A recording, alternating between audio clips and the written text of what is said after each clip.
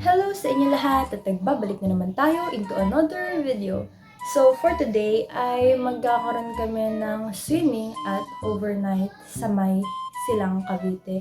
So bali itong outing na to is outing ng mga teachers, si mama at saka yung mga co-teachers niya. And dahil mag-overnight sila doon at syempre wala kaming kasama dito sa bahay, kaya isasama niya na lang daw kami.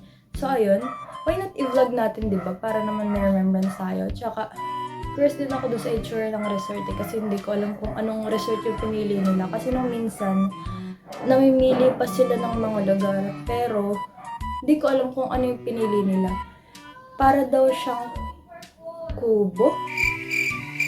Ewan, basta resorts. Tapos yung mga, instead na mga room na parang mga hotel thingy. Alam mo yung hotel and resorts? Instead na ganun, parang kubo yung pag-i-stayan. Tapos yung kubo na yun is, ayun, kompleto dun lahat. May kama, may ganito, may ganyan, may aircon. So, ayun, kakagising ko lang. And basa yung buhok ko kasi naghilamos ako. So, ang gagawin lang namin is, mga 11:30 kami aalis kasi parang 12:30 kami dadaanan ng van. May sasakyan kami. Dadaanan muna ng van yung mga mauuna dun sa may mga taga Las Piñas. Yung iba kasing co-teacher ni mama, mga taga Las Piñas. So, ayun. Yun yung unang dadaanan. So, bali, alangan naman pumunta pa kami dun sa Las Piñas kung nandito na kami sa Cavite, diba? So, bali kami pinakahuling dadaanan. Tapos, ayun, saka didiretso ng Tagaytay. 11:30 kami aalis kasi parang bibili pa kami ng mga snacks doon, tapos kakain pa kami. Doon na kami magtatanghalian kasi doon kami sa may bandang Pure Gold susunduin. So, doon na kami mamimili at doon na kami kakain. So, paalis na kami at yan na, patay na yung ilaw kasi pinatay na namin lahat. Tinugot na namin yung saksak, yung mga ilaw pinatay na namin, sinarado na namin yung mga pintuan kasi nga, bukas na ulit kami babalik dito. Which is, hindi nga kami dito matutulog. Mag-overnight nga kami sa Silang. So, wala pa akong sapatos as always. Siyempre, laging huli yun. Dahil wala pa, anong oras ba kami aalis? Mga kami, 10:48 na siguro mga 11 kami sakto nga aalis.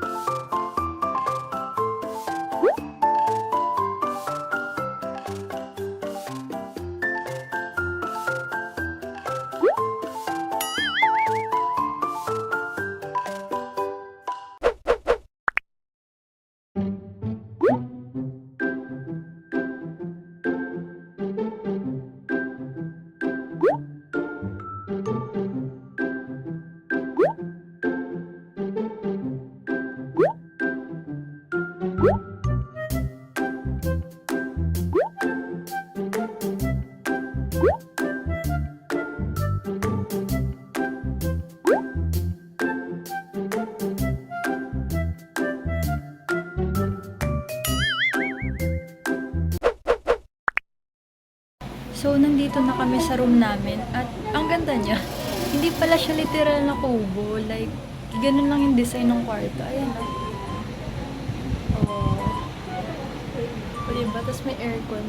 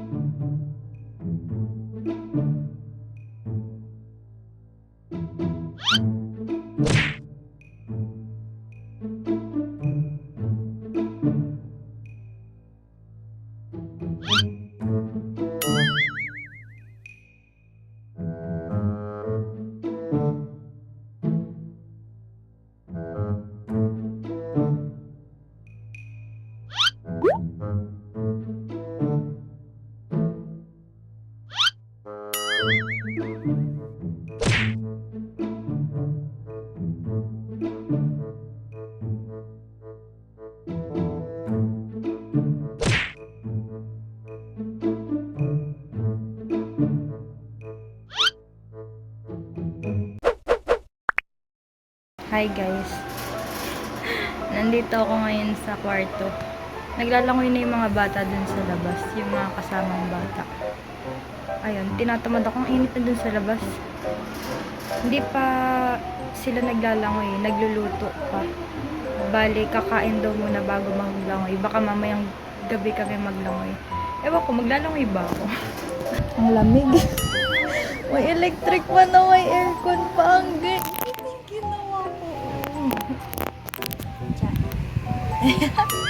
Ang lamig. Nagugutom na ako. Hindi ako nakatulog kanina sa biyahe.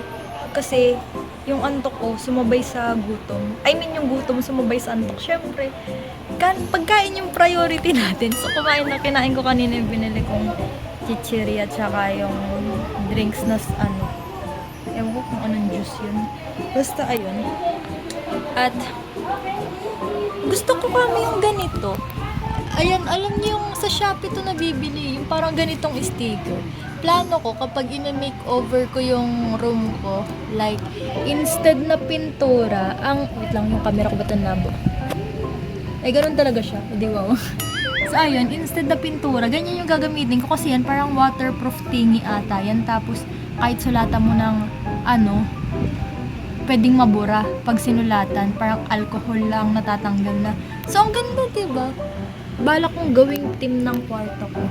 Either gagawin ko siyang gamer accent room or minimalist. Bitang ang pangit ng unong ilaw, parang may liwanag sa ulo ko. So, ayun. Ang sarap mahiga, ang sarap matulog, ang sarap gumawa ng wala. Ang sarap gumawa ng wala. Grabe.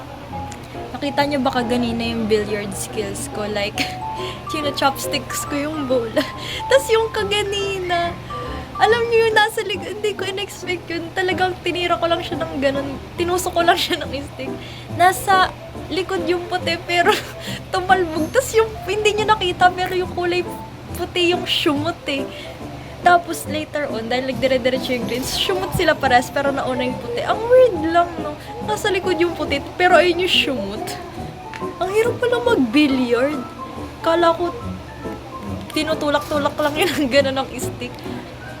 Umaano yung stick pag hawak ko, lumilinsad. Parang tumatabingi yung pag-strike ko or something. Ano man tawag doon. Basta yung pagtira ng gano'n, tumatabingi. Ang bigat pala nung ano nun, taco. Taco ba tawag dun? It's raining taco. Sa lang cute nung ano, bubong may pattern. Tingnan nyo. May pattern siya. Ang ganda. Sa yung ilaw. It's brightening the world. Parang nagbumuka siyang araw kasi kulay bilog. Kulay bilog. Shape kasi, ano to? Ano yung CCTV? Ay, ilaw, emergency light or something. Hala, ang cute naman ng cortina to. Wait lang. Tira nyo. Agad. Ay, wow, sliding door. Ay, may ano siya. May parang ano. Para hindi makapasok yung lamok. Wow, pa ganito ko rin kaya yung ano ko. Yung kwarto ko. Maganyan ko yung bintana. May screen. Pero bakit may lamok? Ay lang, ilipad na lamok. Saan yun nagaling? Ay, hindi sa pintuan yan. Pag may pumapasok. Hala, ang ganda ng sahig. Ano to? Anong tawag sa ganito? Yung parang ini-sticker lang din siya na parang ganyan. Pero mas matibay. Ayan no, yung ganyan. Parang ini-sticker. May tawag sa ganyan eh. Nakalimutan ko yun. Yung bala kong ipalagay sa flooring ng kwarto ko eh. If ever man na ipapa-makeover ko yun or ipapaayos.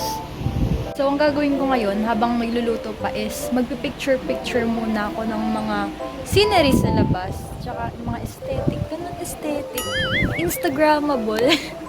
Follow nyo ko sa IG para makita nyo yung mga pipicturean ko. Photographer kay dito. Ano na to, ang tawag dito? Change content. Naging about photography ni. From gaming to photography. Pwede pala ditong mag-ano. Yung parang bonfire. Muntik na akong tumalon kanina. May cellphone pala sa bulsa ko. Tsaka naka-jeans pa ako. Gano'n kaya to kalalim? Hala, ang sarap ng tubig. Wow, gano'n kaya to kalalim? May 6 feet kaya to or 5 feet? Ito yung maliit na pool. Dito tayo. Ito lang dapat tayo. Hala, tumataas. Bukas pala yung gripo. Tumataas yung tubig. Wait lang. Naka-jeans pa ako. Ang hirap nitong matuyo pag nagkataon. Ang hirap nitong bitbitin pag nabasa.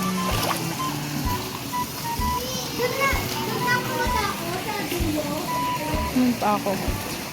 So, may dart pala dito. Try nga natin tong dart. Ano to? Pero sige, try natin yung dart.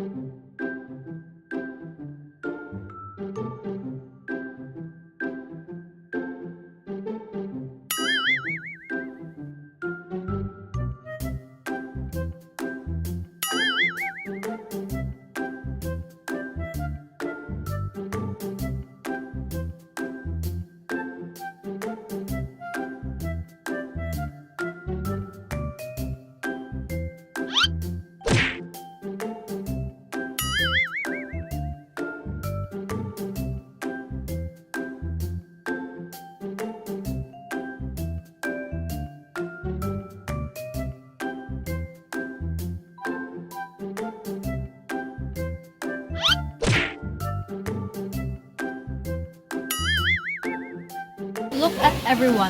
May nakita ako. Wait lang. Naging tagapag-alaga ako nung 3. Kasi baka malunod yung mga bata. So, tignan nyo. May nakita akong laro dito. Ayan o, may sungka. Alam nyo ba yung sungka? Maganda laruin ito. Kaso nakalimutan ko na. Kasi grade 1 pa ako nung huli ako nakapaglaro niyan sa probinsya. Tapos may color game. Ay, o nga pala, hinihila nga pala yung tali nito, tangix. Mali yung gawa ko. Bali, ganun pala. Ayan. Oh, di ba? Bongacious. Grabe, ang daming libangan dito. May billiard na may tennis, may dart, may swimming pool, may playground para sa bata. Tapos may mga ganito pa. Like, may TV pa nga dun eh. Baka mag-video okay dun mamayang gabi.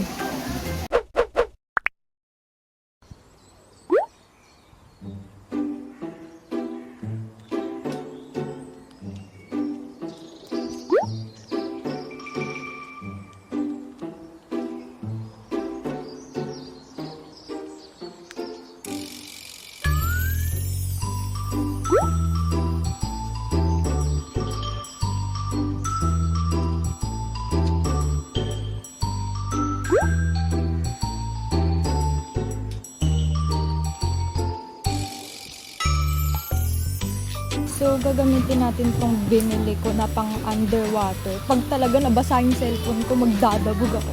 Tayo natin mag-underwater shot. Like, ilalubog natin yung cellphone sa ilalim. Malamang underwater shot eh.